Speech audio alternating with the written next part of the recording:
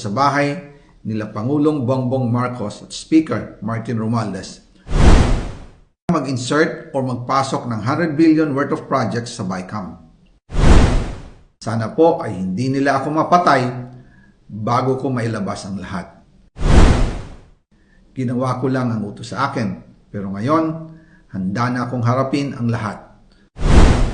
Ginagamit ng administrasyon ang buong resources ng bansa para tumahimik ako. That he will shoot me if I will talk. Gagamitin ako bilang panakipbutas sa kanilang kampanya laban sa korupsyon. Hindi na ako mananahimik, ilalabas ko ang lahat ng katotohanan. May resibo, may ebidensya, at may pangalan. Again, I informed the Speaker and asked clearance about the instructions ng Pangulo. At ang sabi niya, wala tayong magagawa.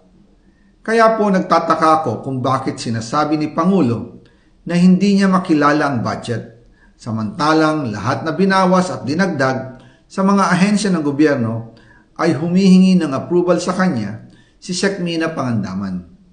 Bago namin ginawa o tinapos ni Senator Chis Escudero during the BICAM. Sinabi pa ni Sec. Mina, everything is cleared with the President, basta importante, pasok ang pondo na request ng Pangulo. The following day, sinabi ni Sec. Mina, approve na si Presidente BBM sa lahat na binawasan na ahensya. Masaya na ang Pangulo dahil naipasok ang gusto niyang 100 billion insertion. Wala pong perang napunta sa akin. Lahat po ng insertion napunta sa ating Pangulo at Speaker Martin Romualdez. Ako lang at ang aking mga tao, sila Paul Estrada, Mark Tiksay, at ang aking mga security ang nag-deliver papunta sa bahay nila Pangulong Bongbong Marcos at Speaker Martin Romualdez sa North Forbes Park, South Forbes Park hanggang sa Malacanang. Yung mga deliveries po ay merong record ang aking mga tao. Totoo po yung sinasabi ni Orly Gutesa na nag-deliver siya sa Forbes Park. Totoo din po ang sinasabi ni Orly Gutesa na nag-deliver siya sa Malacanang nung siya ay nasa Senado. Para mapatunayan ang mga litrato na deliveries ay ilalabas ko po together with this video.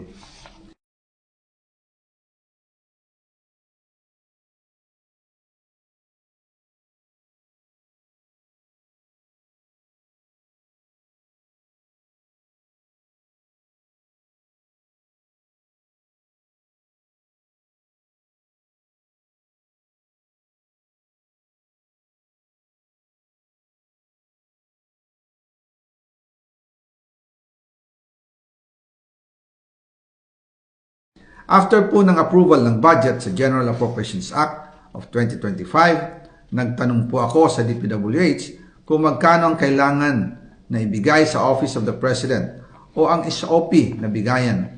Ang sinagot sa akin ay 25%. Ang ibig sabihin nito, 25% ng 100 billion ang SOP na kailangan ibigay kay BBM mismo.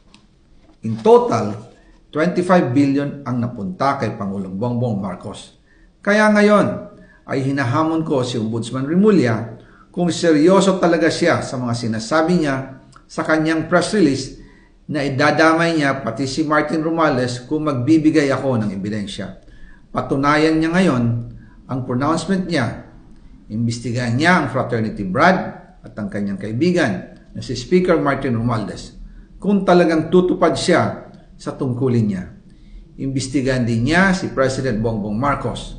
Sabi nga ni BBM nung SONA, let's do it right at mahiya naman kayo, hindi po ba?